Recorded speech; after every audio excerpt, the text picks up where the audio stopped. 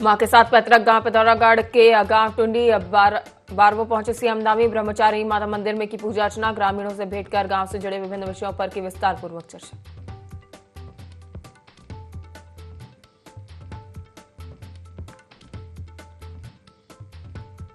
पिथौरागढ़ में सीएम धामी ने किया जौल जीबी मेले का और विकास प्रदर्शनी का उद्घाटन। स्थानीय उत्पादों के स्टॉलों का भी किया निरीक्षण। कहा यह मेला भारत नेपाल के व्यापारिक संबंधों को देता है बढ़ावा।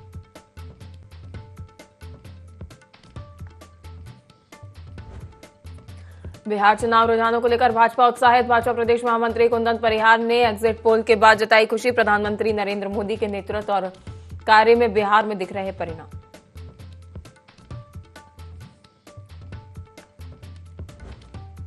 रानीखेत की बदहाल सड़कों पर लोगों का चलना हुआ मुश्किल। विधायक ने गड्ढा मुक्त सड़कों का किया दावा। कांग्रेस नेता करण महारा बोले हमला। कहा सड़कों पर नहीं प्रदेश के सीएम ब्रांडिंग पर खर्च कर रहे रुपए।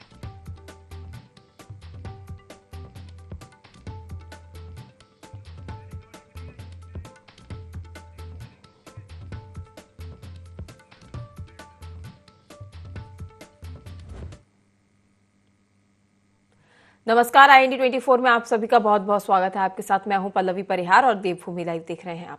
चलिए सीधा रुख करेंगे पिथौरागढ़ की ओर, जहां मुख्यमंत्री पुष्कर सिंह धामी पिथौरागढ़ दौरे पर है, जहां सीएम धामी ने जौल जीबी मेले का उद्घाटन किया है और विकास प्रदर्शनी 2025 का भी उद्घाटन किया गया है।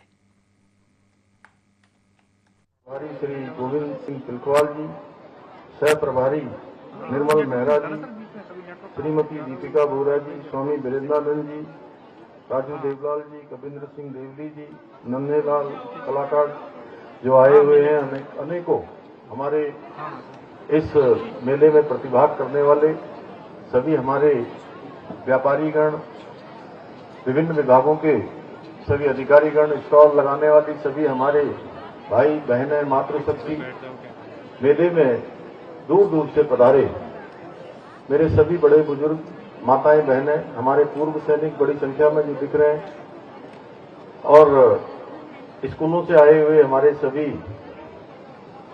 नन्हे मुन्ने प्यारे बच्चे, छात्र छात्राएं, मीडिया के हमारे सभी मित्र, सभी हमारे प्रशासन के अधिकारीगण, कर्मचारीगण, समस्त सुरक्षा बलों के अधिकारीगण, कर्मचारीगण, मैं सर्वप्रथम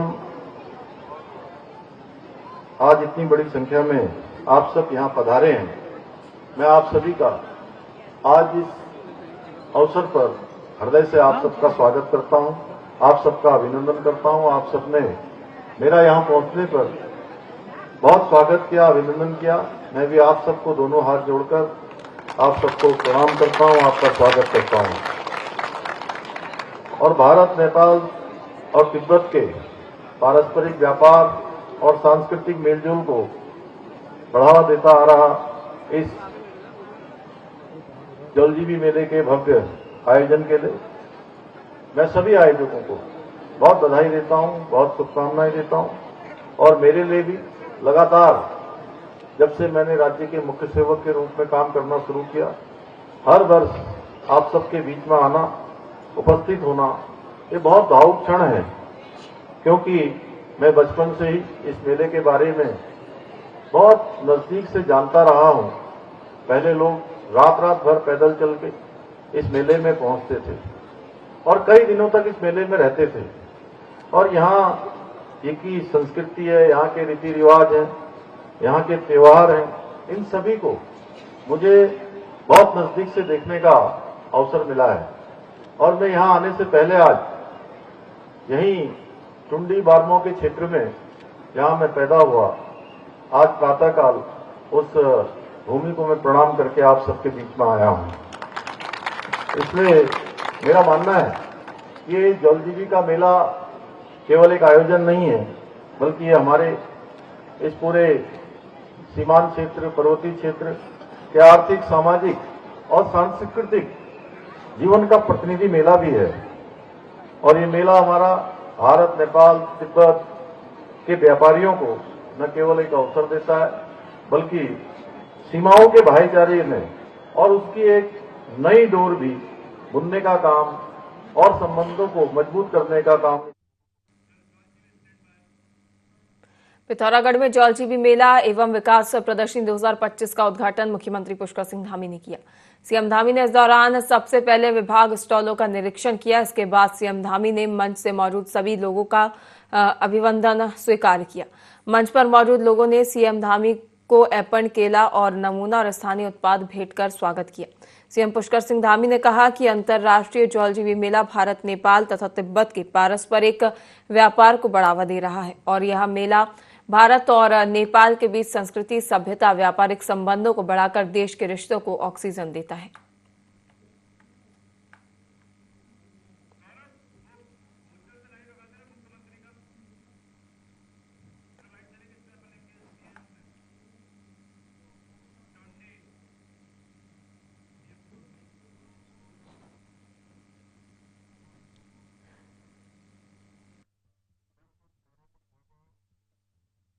जुलाई 2026 के बाद राज्य के अंदर ऐसे सभी मदरसे बंद हो जाएंगे जिनमें राज्य के शिक्षा विभाग के द्वारा निर्धारित पाठ्यक्रम को नहीं पढ़ाया जाएगा।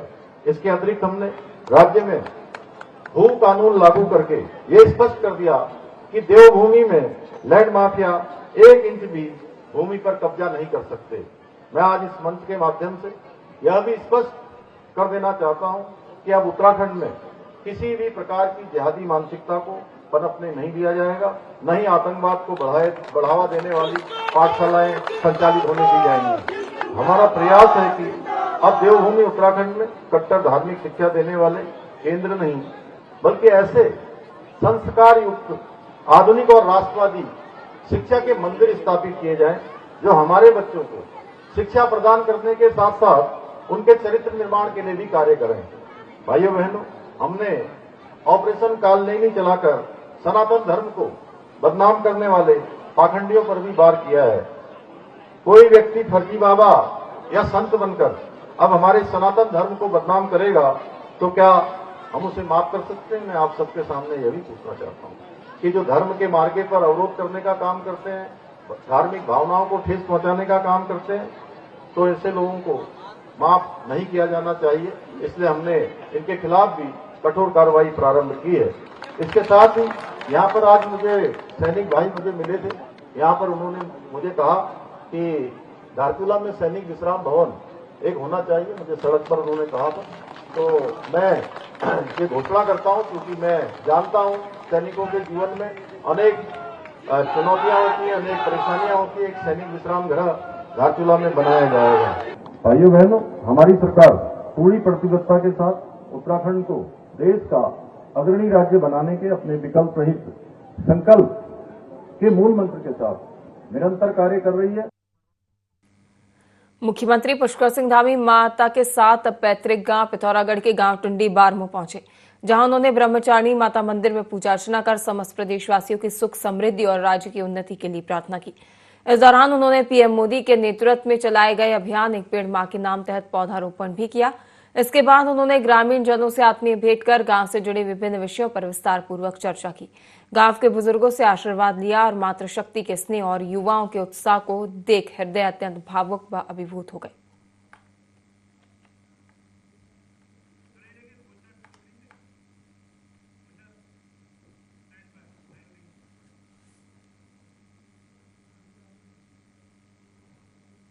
चलिए रुक करेंगे गौचर की ओर, जहां मुख्यमंत्री पुष्कर सिंह धामी गौचर पहुंचे हैं और इस दौरान 73वें राजकीय औद्योगिक विकास एवं सांस्कृतिक मेले में उन्होंने शिरकत की है। सीएम धामी ने राजकीय औद्योगिक विकास एवं सांस्कृतिक मेले का उद्घाटन किया है। कुछ लोगों ने हमेशा ही तुष्टीकरण, वोट बैंक, स्वार्थ सिद्धि की राजनीति करने का काम किया है, जबकि हमने प्रत्येक उत्तराखंड वासी की आकांक्षाओं को पूरा करने और राष्ट्र को सर्वोपरि मानकर हमने निर्णय लिए हैं। इसलिए हमने प्रदेश में सभी को एक समान अधिकार देने के लिए समान नागरिक संहिता का कानून देश के अंदर सबसे पहले लागू करने का काम देवभूमि उत्तराखंड में किया है। आप सभी जानते हैं,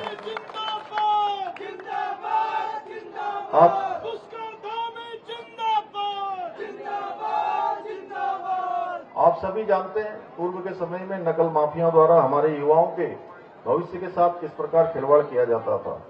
हमने भर्ती प्रक्रियाओं को पारदर्शी और सरल बनाने के लिए नकल माफियाओं पर अंकुश लगाने के लिए देश का सबसे सख्त नकल विरोधी कानून लागू किया, जिसका परिणाम हुआ कि पिछले 4.5 वर्षों में 25 वर्षों का रिकॉर्ड तोड़ते हुए 26,000 से अधिक युवाओं को सरकारी नौकरी प्राप्त करने में सफलता प्राप्त हुई है। हमने नकल माफियाओं पर सख्त कार्रवाई करते हुए 100 से अधिक नकल माफियाओं को जेल की सलाखों के पीछे पहुंच रहा है, परंतु कुछ लोगों को ये रास नहीं आ रहा है कि आज हमारे युवा सरकारी नौकरियों में अवसर पा रहे हैं। नौकरियां आज योग्यता, प्रतिभा और क्षमता के आधार पर हो रही है, प्रतिभा के आधार पर हो रही है। गरीब माता पिता के बेटे बेटियों को आज योग्यता के कारण, प्रतिभा के कारण चयन का अवसर प्राप्त हो रहा है। लेकिन प्रदेश के युवा जानते हैं कि किसने युवाओं को नौकरी दी और किसने सिर्फ झूठे वादे, सपने दिखाकर उनके भविष्य के साथ खिलवाड़ किया। हमने लैंड जिहाद, लव जिहाद और छूट जिहाद के खिलाफ भी सख्त कार्रवाई की है। धर्मांतरण विरोधी और दंगारोधी कानून लागू कर जिहादियों पर सख्ती की, तो इस पर भी कुछ लोगों को ऐतराज होने लगा, उन्होंने सवाल उठाने लगे। साथ ही अवैध मदरसों पर भी कार्रवाई करी, तब भी लोगों ने विरोध किया। अब जब हम प्रदेश के अंदर मदरसा बोर्ड समाप्त करने का हमने निर्णय लिया है, तो कुछ लोगों को पुनः आतंकवाद की पाठशालाओं को संचालित करने के वालों के पक्ष में खड़े हो गए हैं, क्योंकि इसके लागू होने के बाद 1 जुलाई 2026 के बाद राज्य के अंदर ऐसे सभी मदरसे बंद हो जाएंगे जिनमें राज्य के शिक्षा विभाग के द्वारा निर्धारित पाठ्यक्रम को नहीं पढ़ाया जाएगा। इसके अतिरिक्त हमने राज्य में भू कानून लागू करके ये स्पष्ट कर दिया कि देवभूमि में लैंड माफिया 1 इंच भी भूमि पर कब्जा नहीं कर सकते। मैं आज इस मंच के माध्यम से यह भी स्पष्ट कर देना चाहता हूं कि अब उत्तराखंड में किसी भी प्रकार की जिहादी मानसिकता को पनपने नहीं दिया जाएगा, न ही आतंकवाद को बढ़ावा देने वाली पाठशालाएं संचालित होने दी जाएंगी। हमारा प्रयास है कि अब देवभूमि उत्तराखंड में कट्टर धार्मिक शिक्षा देने वाले केंद्र नहीं, बल्कि ऐसे संस्कार युक्त आधुनिक और राष्ट्रवादी शिक्षा के मंदिर स्थापित किए जाएं, जो हमारे बच्चों को शिक्षा प्रदान करने के साथ साथ उनके चरित्र निर्माण के लिए भी कार्य करें। भाइयों बहनों, हमने ऑपरेशन कालनेमी चलाकर सनातन धर्म को बदनाम करने वाले पाखंडियों पर भी वार किया है। कोई व्यक्ति फर्जी बाबा या संत बनकर अब हमारे सनातन धर्म को बदनाम करेगा तो क्या हम उसे माफ कर सकते हैं? मैं आप सबके सामने यह भी पूछना चाहता हूं कि जो धर्म के मार्गे पर अवरोध करने का काम करते हैं, धार्मिक करेंगे गौचर की। और आपको बता दें, गौचर पहुंचे हैं मुख्यमंत्री पुष्कर सिंह धामी, जहां 73वां राजकीय औद्योगिक विकास एवं सांस्कृतिक मेले में शिरकत की है।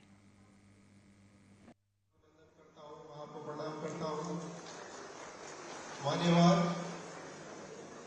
मेला की परंपरा रही है कि मैंने आपको अभिनंदन पत्र दिया है। मैं इस अभिनंदन पत्र को आपके सामने पढ़ने की आज्ञा चाहता हूँ।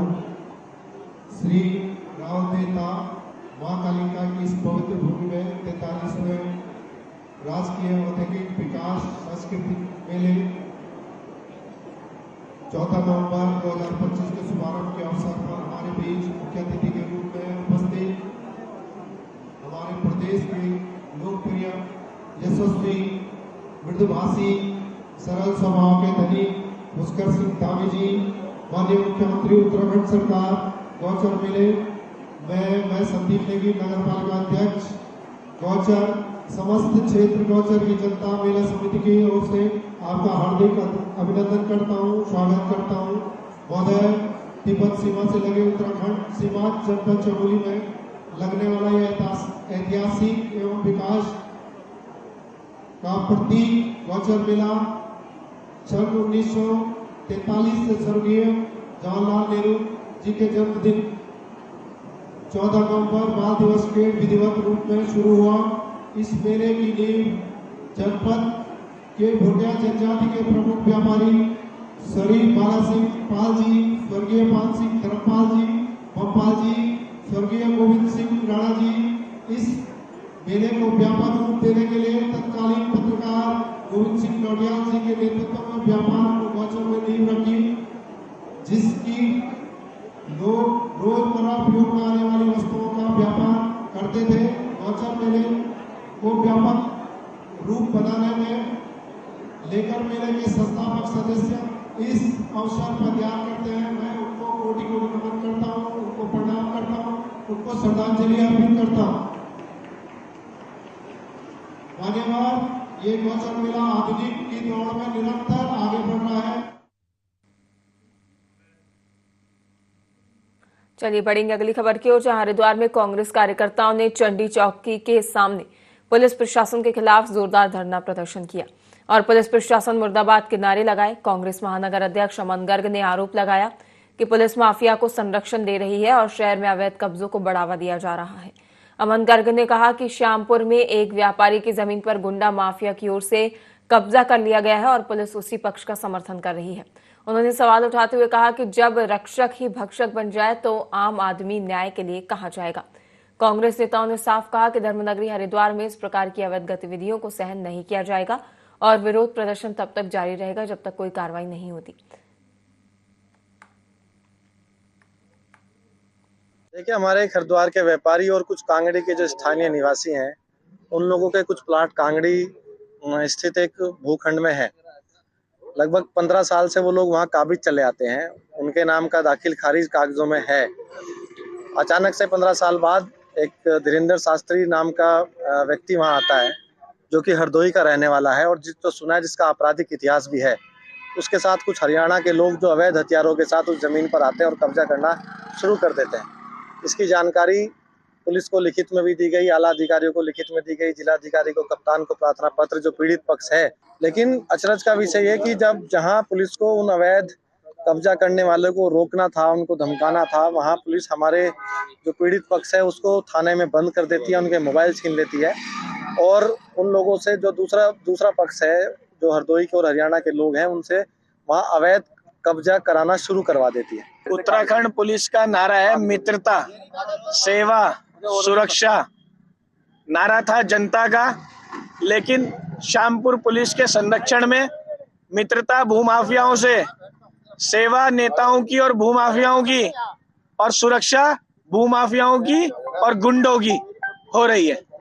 ऐसा है, जब आम आदमी पीड़ित होता है, जब आम आदमी शोषित होता है और आम आदमी पे जब जुल्म होता है तो वो कहाँ जाता है? पुलिस के पास जाता है। यहाँ मामला उल्टा है, यहाँ पुलिस जुल्म कर रही है, पुलिस शोषित कर रही है, पुलिस ही शोषण कर रही है। ये मामला जो आपके संज्ञान में आया है, ये मामला ये है कि यहाँ पे हमारे एक व्यापारी मित्र का बहुत बड़ा 1.5 बीघे के आसपास का एक भूखंड है, उस पर हरियाणा के लोग आके जबरदस्ती कब्जा कर रहे हैं। कब्जा कौन करवा रहा है? यहाँ का एसओ सेटिंग करके, सरकार से सेटिंग है। सही है भाई, कोतवाल तो डर खाएगा जब कोतवाल ही उनके संरक्षण दे रहा है। पिछले 1 महीने से लगातार कांग्रेस पार्टी हमारे महानगर अध्यक्ष अमन गर्ग के नेतृत्व में लगातार एसओ को ज्ञापन दे रहे हैं, लगातार एक तहरीर दे रहे हैं, लेकिन उसके कानों में जू तक नहीं रह रही।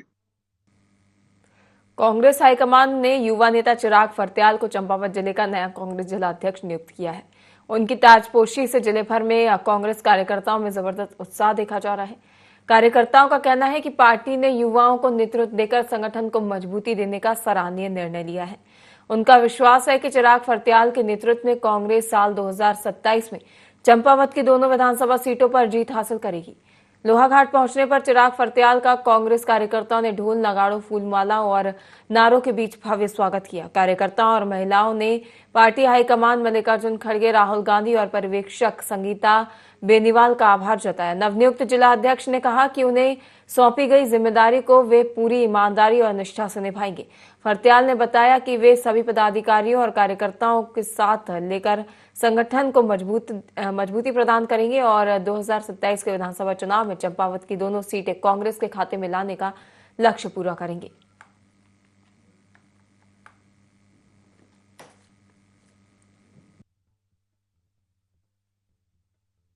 युवा है, चिराग जलेगा।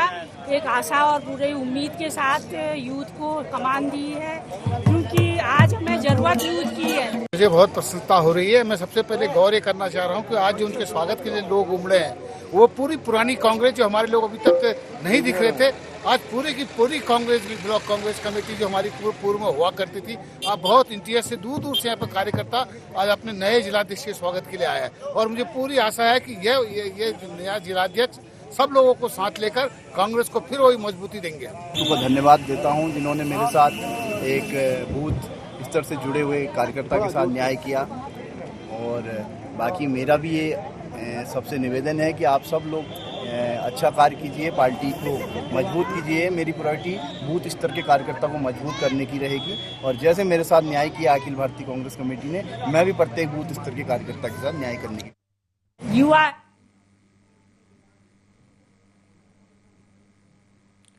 काशीपुर में पंडित जवाहरलाल नेहरू की जयंती पर विशेष कार्यक्रम आयोजित किया गया, जहां मुख्य बाजार में स्थित उस ऐतिहासिक नीम के पेड़ के नीचे जिसके तले कभी एक बड़े आंदोलन की शुरुआत हुई थी, नेहरू के चित्र पर पुष्प अर्पित कर उन्हें श्रद्धांजलि दी गई।